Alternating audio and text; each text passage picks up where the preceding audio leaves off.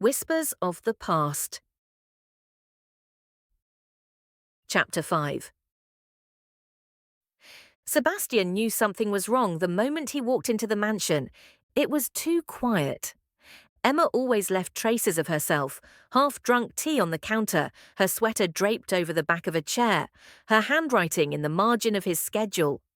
But now, nothing. His voice echoed in the hall as he called her name. "Emma?" Silence. Then a quiet knock on his study door. It was Marianne, the housekeeper. She held a folded piece of paper in one hand, her expression hesitant. "She asked me to give this to you." Sebastian took it slowly, already feeling the knot in his chest twist tighter.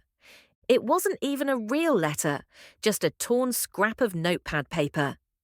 "Thank you for everything. I'll have my final work files sent to your assistant. Please don't look for me." "Emma." The words blurred. He sat down hard in his chair, the paper still clenched in his hand. Gone. She'd left. Just like that. No confrontation, no drama, no chance to explain, but she'd heard something. He knew it. His call with the board, the mention of the engagement dinner. She must have thought he was planning to marry someone else. But she never asked, and he never told her. Because this, whatever they were, had never been part of the plan. That night, the mansion felt too big, too empty. Sebastian poured himself a drink and sat in the dark, staring at the dying fire. He hated how her absence echoed louder than her presence ever did.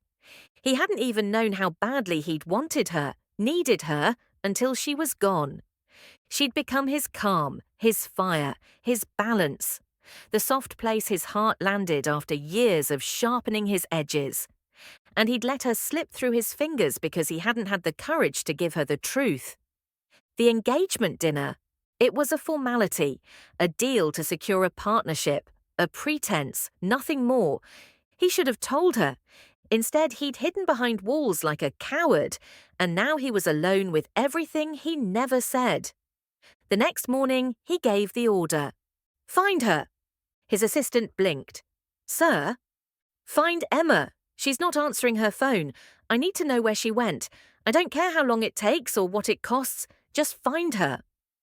There was something in his voice no one had heard before, raw, desperate. For the first time, Sebastian wasn't in control. And he didn't care, because for once in his life, control had gotten him nothing. Chapter 6.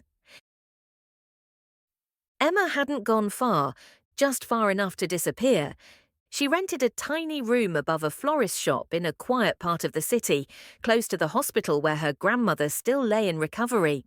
She took a job answering phones at the front desk, her days blurred by the scent of lilies and the soft ring of bells every time someone entered. And she tried not to think of him, of his hands, of his voice, of the way he used to look at her when he thought she wasn't watching. But memories don't ask permission. They crept in at night, curled against her ribs like aching ghosts. Some mornings she woke with his name in her mouth and hated herself for it. She told herself she did the right thing, that she couldn't stay where she wasn't wanted, where she was just convenient. But her heart hadn't caught up. It took Sebastian 4 days to find her. He didn't send someone this time. He came himself. The bell above the florist's door chimed, and Emma looked up from her desk, then froze.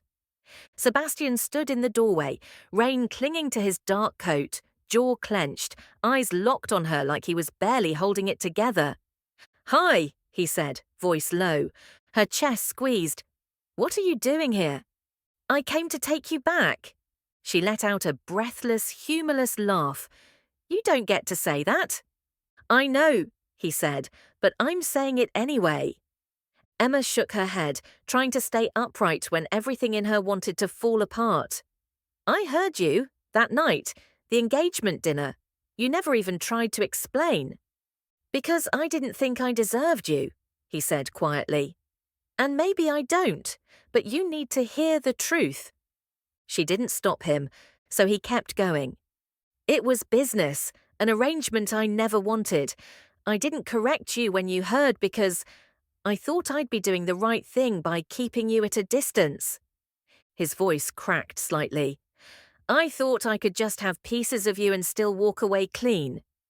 Emma's hands trembled where they gripped the counter. And now? She asked.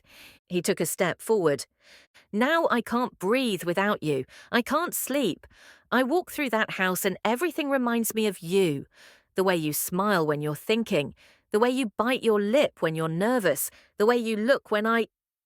Sebastian! He stopped. Her voice was a whisper. You really hurt me.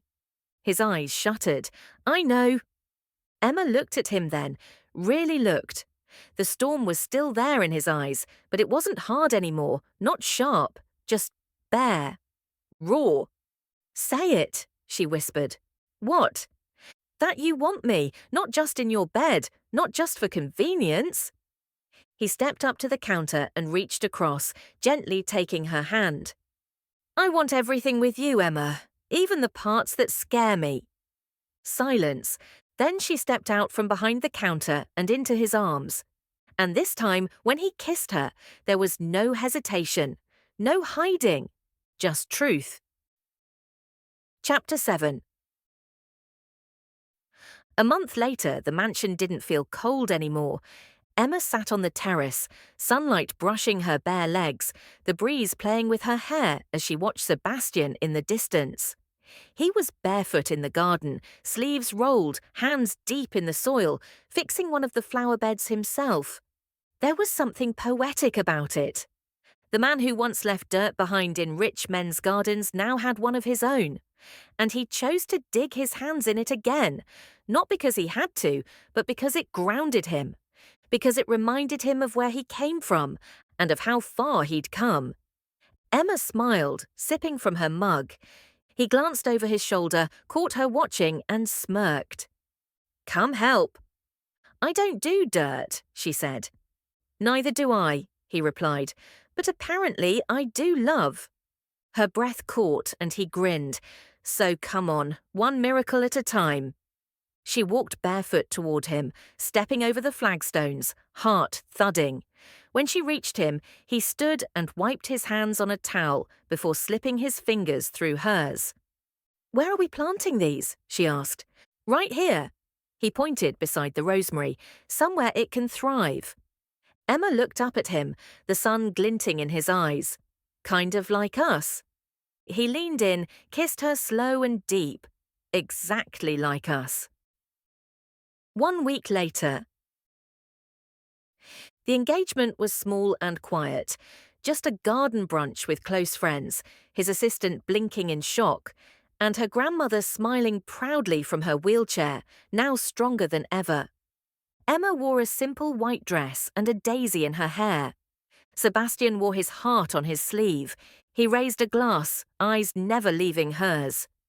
To the woman who taught me forgiveness, he said, voice steady, to second chances, and to finally coming home. Everyone clapped. Emma just walked to him, took his face in her hands, and kissed him for the world to see. Because love didn't need to be whispered anymore. It could bloom in the open, wild and free, just like them.